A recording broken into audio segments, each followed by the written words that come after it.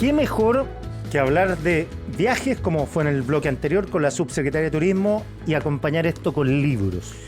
Que los libros ¿Te son apuesto como que un trajiste el viaje. libro de Vargas Llosa? Sí. Yo- Los libros son como viajar, Enrique. Es como vivir varios días al Qué mismo lindo tiempo. lo que dijiste, nunca lo había escuchado. Estoy súper creativo hoy día. No es lo mismo ser viajero que turista, Paul Bowles. Ah, no es lo mismo. Eso es verdad. Es buena esa, no es lo mismo ser viajero que turista. Sí, es verdad. Oye, Vargas Llosa. Sí, Vargas Llosa, es que hay que hablar de Vargas Llosa porque no es solo la muerte de un escritor, es también el fin del último representante del boom latinoamericano. Estamos hablando de una generación de escritores latinos, donde podemos encontrar, por ejemplo, a José Donoso, Claro. chileno, que llevaron la literatura latinoamericana al mundo en una época donde no existían la internet, ¿no? Era distinto. La internet. La World Wide Web era diferente. La Brasil. Era distinta la globalización. Y ahí hay que reconocerle también el ojo comercial, pero además el ojo como de análisis, bueno, comercial en realidad, de análisis de público, de marketing, de Carmen Balcells. Sí, pues, ella fue como la tutora. Ella es la que une a todos estos distintos escritores. Sí, porque te iba a preguntar eso, ¿ah? Se tiende a confundir boom latinoamericano con realismo mágico. No, son nada que ver. Nada que ver. García Márquez es distinto a Vargas Llosa. Absolutamente. Y es Vargas distinto a Llosa Cortázar. va más en la línea de José Donoso, Exactamente. de Edwards. Exactamente. Claro, hay otra línea con Cortázar. Borges nunca estuvo en ese piño. No, de hecho Borges es previo a ellos y un poco como que se populariza o se hace más conocido gracias al boom, pero es anterior, pues es más viejo. Y nunca fue parte del boom. Nunca fue parte del boom, po. Pero claro, como era un autor tan importante, tan fundacional y tan leído por los latinoamericanos, que en el fondo como que era muy europeo Borges al final. Es que es el tema. Y Vargas Llosa también tenía un poquito de eso. Y Octavio Paz también. Y también, claro. En cambio, Rulfo, García Márquez. Eso eran latinos, Onetti. Claro. Juan Carlos Onetti, el uruguayo, eran todos mucho más latinos, por así decirlo. Entonces, entre ellos, habían, por supuesto, ciertas similitudes, pero el gran ojo ahí es Carmen Balcells, que en el fondo arma esta... Que es la editora. Que es la editora, una española, una agente literaria, y que de alguna manera los une y los marketea, y logra romper esa barrera que existía de la literatura latinoamericana en España principalmente. Claro. No se leía, hasta el día de hoy se lee poca literatura latinoamericana. No son muchos los que llegan a ser leídos en España, pero logra ella que estos sean los primeros de alguna manera. Entonces, ese fenómeno es bien interesante, y Vargas Llosa era, junto a Gabriel García Márquez, de los representantes más potentes del boom latinoamericano. Peruano y colombiano. ¿eh? De los más potentes, sí. Y ahí hay una historia bien interesante porque entramos en el terreno de las copuchas, que son muy entretenidas, y en este espacio que tenemos que hablar de cultura, también hablamos de copuchas. Claro, por supuesto literaria. ¡Tachán! El escándalo literario del año. Que es el famoso cornete, po. Por el cornete de Vargas Llosa García Márquez, que es una historia bien... es divertido, o sea, no es divertido que te peguen un cornete, y la violencia no es el camino para nada. Pero tiene un dato histórico y no menor, que fue el rompimiento de una amistad. De dos tótems del boom literario. Tótems. Que después, ese combo después termina siendo también una cuestión ideológica, porque Vargas Llosa muta de izquierda a derecha. Se transforma en un símbolo. Y García Márquez nunca cambió, siempre fue bien castrista. Justamente, se transforma en un símbolo, se supone... Mira, nunca han dicho, nunca ninguno ¿Por qué de los le pegó? dos... Nunca ninguno de los dos dijo. Ya, pero se sobrepasó con Patricia Llosa. Ese es el rumor. Los dos fueron en ese sentido bien... ¿Pero la joteó? Es que ese es el mito, po. Los dos nunca dijeron qué había pasado y fueron los dos muy como... ¿O le mordió la color? ¿Le pellizcó la fruta? La uva. Fueron los dos bien como privados en ese sentido. Ya. Pero el mito es que en algún... Vargas Llosa, que si uno mira las fotos de cuando era joven, era un galán. Pero hacía actor de cine. Tenía pinta. Una tremenda pinta. En cambio, García Márquez parecía extra del Chavo del Ocho. Esos que pasaban caminando por la vecindad. Sí, Márquez tenía otra... No, Vargas Llosa tenía una tremenda pinta. Y era muy cocoroco. Sí, pues era bueno para mujeriego, sí, gozador, como todo colombiano. No, García Márquez y Vargas Llosa también. Sí, Vargas Llosa era más serio, pero tenía mejor pinta. Pero era cocoroco también. Entonces, en algún momento, él ya estaba con Patricia Llosa, con su prima, claro, viviendo en España, y el mito es que él se había separado, de hecho, un rato de Patricia Llosa. Y se que le metió García Márquez, se le metió por los palos. No, o sea, hay 3 especulaciones.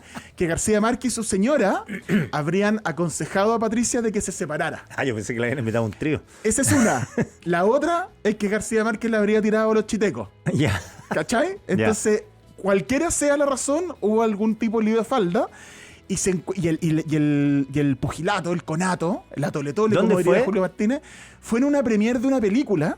Y están en un cine, estaba García Márquez en el cine y llega Vargas Llosa, y según García Márquez, él ve que Vargas Llosa se le va acercando, y él le abre los brazos como para saludarlo y a darle un abrazo, y Vargas Llosa le pone el cornete, pero completo en el ojo, en la cara. Y la gente lo vio eso. Sí, todo, y lo tira al suelo. Pero no hay foto, ¿ah? No hay foto del combo. Porque no había celulares. No, ahora, imagínate, habría video. Y además que nadie estaba como... Bueno, hoy día te estaría grabando como a 2 famosos que se encuentran. Pero lo divertido es que hay fotos posteriores. García Márquez se toma unas fotos con un amigo como para dejar un testimonio de las lesiones. Y con el chichón. Con el ojo morado. Si uno googlea García Márquez, puñete, García Márquez... No, García Márquez ojo morado, te aparecen las fotos y es muy icónica porque hay una en que él sale así como un retrato riéndose con el ojo morado. Qué bueno. Bueno, lo histriónico era García Márquez. Sí, de ahí sacó una historia García Márquez. Sí, claro. Y es bien curioso porque Vargas Llosa era muy admirador de García Márquez. Le dedica, de hecho, un par de ensayos, una tesis, creo, donde habla de la obra de García Márquez. Y bueno, eso rompe una amistad que quedó para siempre marcada por ese boxeo.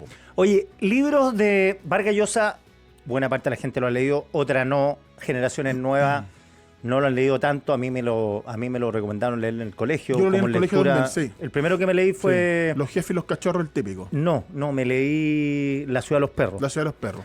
Gocé, obviamente, a los 16, 17 con Pantaleón en las visitas. Por supuesto. Por la edad. Por supuesto. Por supuesto. Cocoroco. Cocoroco, bello, con garbo, juventud, energía, músculo. Estómago marcado, todo eso, que ya no está. Después, Conversación en la Catedral me gustó mucho. La fiesta del Chivo me entretuvo mucho, muy buena. Me he leído harto de Vargas Llosa, harto. Y quiero empezar a releer. Voy a releer Conversación en la Catedral, que lo tengo. Sí. Pero tú, ¿qué recomendáis para las personas que... O sea, para el que quiere leer a Vargas Llosa? Yo siempre recomiendo, depende mucho también de qué nivel de lector uno es. Porque yo creo que hay... Cuando uno de repente no está tan acostumbrado a leer y agarrar un libro como Conversación en la Catedral, que tiene... más de 400 páginas. ¿Y esa es la versión de bolsillo? Y esta es la versión de bolsillo que tiene 700 páginas en versión de bolsillo. Uno dice, qué lata, ¿cachai? Yo lo entiendo. En ese sentido, yo recomendaría para alguien que no ha leído nada de Vargas Llosa, recomendaría que lea Los jefes y los cachorros.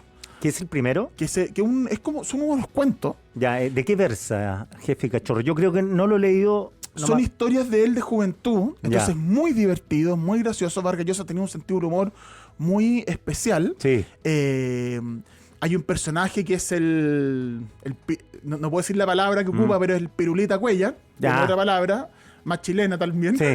El Pirulita Cuellar, que es un cabro joven que lo muerde un perro en su intimidad, y los compañeros, y queda marcado por eso, y le hacen como una especie de bullying, pero es muy divertido. Como todo ese ambiente masculino juvenil que Vargas Llosa escribe, que luego en La ciudad de los perros es súper importante. Que es la academia militar. Donde él estudió. Él estudió en un colegio militar que el padre lo mete ahí. Él tiene una declaración donde dice que su papá, Vargas Llosa, hablando de su papá, dice: mi papá no quería que yo me quedara los libros, pensaba que todos los escritores eran borrachos o homosexuales, dice él. No está tan perdido. Mira, yo tengo varios amigos que califican en lo de borrachos. Yo también. Escritores. Sí. Varios. Entonces era como ese mundo. Y Vargas Llosa, que él siempre fue más allá de las cuestiones políticas, siempre fue un liberal en términos de criticar las estructuras de poder que aplastaban al ser humano. Claro. O sea, ese libro, La ciudad de los perros, pese a que es es la primera novela que él publica, el año 63, si no me equivoco. Ya se trata de eso, de cómo los jóvenes luchan contra la educación rígida de un colegio militar, un poco flexible de un colegio peruano militar, y a más de los 60, o sea, imagínate. Justamente, y cómo luchan contra eso y terminan encontrando como su identidad en ese mundo castrense tan rígido. Luego de eso, Vargas Llosa publica La Casa Verde, que es un tremendo libro también. Esa la leí, sí. Sí, un tremendo libro. Y luego viene La Conversación de la Catedral, que es del 69, La Conversación de la Catedral. Entonces tenemos que en 6 años, Vargas Llosa publica 3 novelas que son extraordinarias. Portentosa. De lo mejor de su obra completa. Y de la obra mundial. Y de la obra mundial y el boom latinoamericano. O sea, es muy, muy buena esa triada de inicio. Y Conversación en la Catedral, que es, yo te diría, su mejor novela. Él dijo en alguna declaración de prensa, dijo, es la que yo salvaría un incendio de mi obra. Ah, qué buena definición. Dijo, es la que yo salvaría, dice. Claro. Y Conversación en la Catedral se trata de un hombre que se llama Santiago Zabalita, que él tiene uno de los inicios más famosos de la literatura mundial y literatura latinoamericana, por cierto, donde parte Zavala está en un bar tomando cerveza. Porque la catedral no es la catedral, es un bar. Es un bar, que claro, se llama La Catedral. Mucha gente cree que es conversación en una catedral. No. Y de hecho es conversación en L mayúscula, claro, porque es un lugar. En un momento le pensaron poner minúscula y dijeron, nos vamos a confundir. La catedral es un nombre propio. Y un bar que todavía existe. Sí, justamente. Desde la puerta de la crónica, Santiago mira la avenida Tacna, sin amor. Automóviles, edificios desiguales, días coloridos, esqueletos de avisos luminosos flotando en la neblina, el mediodía gris. ¿En qué momento se había jodido el Perú? Así parte Conversación a la Catedral. Esa frase debe ser una de las más ocupadas en el periodismo de la historia, los columnistas, y la otra, el título de García Márquez, Crónica de una muerte anunciada. Sí. Porque todos dicen, ¿en qué momento se había jodido Chile? ¿En qué momento se jodió la U? ¿En qué momento se jodió Matías Claro? Porque lo que se trata de este libro es que Zavala está ambientado en los años 50 en la dictadura de Manuel Odoría, un general militar peruano. Y Zavala es un joven que le pasa que es similar a lo que hablábamos de la ciudad de los perros, esta cuestión de decepcionado de la sociedad, de la corrupción, de la falta de libertad, de lo chato de donde le toca vivir, de su país, de lo gris, y empieza a darse cuenta de todo esto, empieza a abrir los ojos, y la historia tiene un giro que no lo voy a contar para no ser spoiler, que lo afecta en forma personal con su padre y con un chofer, que es el personaje con el que está tomando al inicio el libro. Están sentados los dos en la catedral conversando. Claro. Y ese otro personaje tiene una cuestión muy importante después con su padre y con el desarrollo de la historia. Entonces, la catedral me pregunta, ¿queda en Lima? Sí, queda en Lima. Sí. Queda en Lima. Después, el bar. Vargas Llosa publica una especie de libro de no ficción, que es La tía Julia y el escribidor, donde él habla de su primer matrimonio, que Julia es con su tía. Urquidi. Sí, que es su tía. Una que mujer, es pariente de su mujer, que él dejó a Julia por Patricia. Sí. Julia era su tía, 20 años mayor que él. Divorciada, y él se casa de 19, 20 años. Y no le cuenta a nadie. Con esta mujer de 40. Claro. Y luego se separa de ella para casarse con la prima. Claro. No voy a decir el chiste que todos podrían pensar. Claro. Pero Vargas Llosa casándose con la tía y con la prima. Claro. Tiene una novela que se llama Pantaleón y las visitadoras, que es muy graciosa. Que hay una película con Angie Cepeda, también, sí. Preciosa. Un hombre en la selva, en la Amazonas, pues la Amazonas peruana, que es un militar que tiene que encargarse de el relajo sexual de los militares. Claro. Y las visitadoras es un servicio de unas prostitutas. Que es un barco que corre la que selva. Es una locura. No, es como Herzog. Es muy raro, es muy gracioso, es bien erótico, pero muy divertido. Él era bien erótico, pero sí era un galancete, además. Sí, pues, tiene hartos libros cachondeles. Justamente, varios libros cachondeles. Y después, acuérdate que se separe Patricia Llosa, después de, no sé, 50 años de matrimonio, para pololear con Isabel Presley. Y se vuelve loquillo ahí, adolescente. Loquillo. Y ahí yo capté ahora que el país reveló que él, hace 5 años le dijeron que se iba a morir. Sí.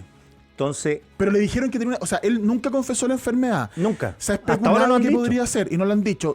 La especulación es que podría haber sido algo así como tipo Alzheimer, porque él habló de que tenía algunos temas con la memoria y que era una enfermedad irrefrenable, irrevocable. Que solamente podía retrasarla.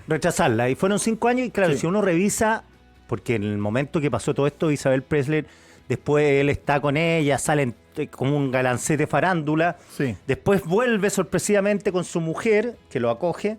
Claro, ahí se entiende, son contemporáneos las decisiones que él toma respecto a su enfermedad también. Sí, o sea, Claro, uno dice, ¿y por qué se metió con Pler y después volvió con Patricia Llosa? Porque sabía que se iba a morir. Claro, el hombre dijo, no me voy a quedar con las ganas. No me voy a quedar con la... Ya, listo, y vuelvo con la otra. Sí, pues. Bueno, y hasta ahora Y no sé. hay un tema familiar donde se distanció un poco los hijos. Claro, los hijos se enojaron. Los tres hijos, Sí, se enteraron Álvaro, por la revista Hola, que es como el SQP de español, España. sí. Álvaro, Morgana se llama la hija, y el otro hijo no me acuerdo, se llama Rodrigo, creo, una cosa así. Son 3 hijos. Álvaro es conocido, que es un hombre metido en política también. Y Morgana es fotógrafa. Y Morgana es fotógrafa. Y los hijos, con el diagnóstico de la enfermedad, se acercan, él escribe una carta a los hijos y se acercan y tienen unos años finales. Y fíjate que estos últimos meses, Vargas Llosa cumplió 89 años a fines de marzo, hace poquito, y se sabía que durante el verano, estos últimos meses, estuvo recorriendo lugares de Perú. Hubo varias fotos que él subió incluso con algunos nietos. En la catedral. Hay una foto en la catedral. Va al colegio Leoncio Prado. Exactamente, donde es la ciudad de los perros. Claro. Va a las 5 esquinas, donde también ambienta una novela. Entonces, recorre distintos lugares del Perú, de Lima. Y claro, uno lo entendía así como, este hombre que está recorriendo, era un poquito su despedida. Sí, un hombre que también él dijo que tenía algunos temas con la memoria. Entonces, bueno, cambia un poquitito la interpretación de ese viaje. Dejó escribir columnas. Dejó escribir, se retiró del país. Donde habrá dejado algún años. Bueno, típico después aparece la novela fundida esa. Sí, pues son la parentela que quiere ganar más lucas. Siempre. Mira, yo conozco a Álvaro Ocea, digo que es bien decente. Bien ha justo, trabajado harto con nosotros en el canal, en La Tercera, en el ¿Qué pasa? Sí, un hombre... Y bueno, entonces eso con Vargas Llosa. Y bueno, y estamos también en el mes del libro, así que te quiero invitar a algunos eventos que hay, algunas celebraciones, para prepararnos para la próxima semana, porque el Día del Libro, el 23 de abril, perfecto, es un día que se celebra de forma internacional, y poco a poco iba tomando fuerza, sobre todo en Chile, y hay varios eventos. Primero los quiero invitar a lo que vamos a hacer en el Apumanque con mi librería, con Truman Librero, y con otras librerías del Apumanque que nos hemos juntado, y vamos a hacer un evento así como una semana de celebraciones. Vamos a tener descuentos durante toda la semana. Van a haber una expo de libros, como con libros seleccionados especiales. Toda la semana. Toda la semana, del 23 al 27. ¿El Apumanque tiene estacionamiento? Sí, tiene estacionamiento. Vamos a tener un cuentacuento el día sábado. Hay un trencito para los niños que va a estar paseando con niños disfrazados de personajes literarios, para los que vayan a disfrazados. ¡Qué motivado! Sí, está bien bonito. Entonces invitarlos, como que en el caso, puedo hablar por el lugar donde estoy yo con Truman Librero en Apumanque, vamos a tener esa situación. ¿Todo el día? Todo el día, del 23 de abril al 27. O sea, uno puede ir cualquiera de esos días, llegar a la hora y va a haber algo. Y va a haber algo, van a haber descuentos, van a haber cosas. Y el sábado 26 de abril en los cuentacuentos en la mañana. Para que ahí se den una vuelta. Después hay un evento bien grande que se llama Fiesta de la Lectura, que se va a hacer en el Centro Cultural de La Moneda, que es una iniciativa del Museo de Arte Latinoamericano de Buenos Aires, donde van a haber todas actividades de obras de teatro. Es el Malva, que es muy lindo. Actividades de libros, van a haber taller de fabricación de libros. Hay un montón de actividades en el Centro Cultural de La Moneda, también el sábado 26 de abril. Y en el Centro Cultural de Providencia está el Festival Penguin Providencia, que es una editorial muy grande, que esto va a ser el sábado 26 y domingo 27, donde van a haber también charlas de escritores, firmas de libros, talleres. Vienen autores bien conocidos como Eduardo Sacheri, Julia Navarro, Héctor Abad Faciolince. Van a haber autores chilenos, por cierto, como Elvira Hernández, Hernán Rivera Letelier, Gabriel Salazar. Entonces, para que se vayan a dar una vuelta, lo importante es que se fijen que la biblioteca, la librería de su barrio, la biblioteca de su ciudad, de su casa, de su comuna, siempre hay actividades por la Semana del Libro. Vaya, aprovéchela, acérquese a la lectura, una buena excusa para hacerlo. Buenísimo. Oye, ya, nos estamos yendo. Te informo, ¿tú vives en Las Condes? Sí. Según el matinal del 13, hay una plaga de conejos que está atacando la gente. No, eso es mentira, no está atacando la gente. No, pero perdóname, yo quiero desmentir, no es una plaga de conejos, es el conejito de Pascua. Debe estar planificando. Debe estar planificando su estrategia de. Porque el conejito existe.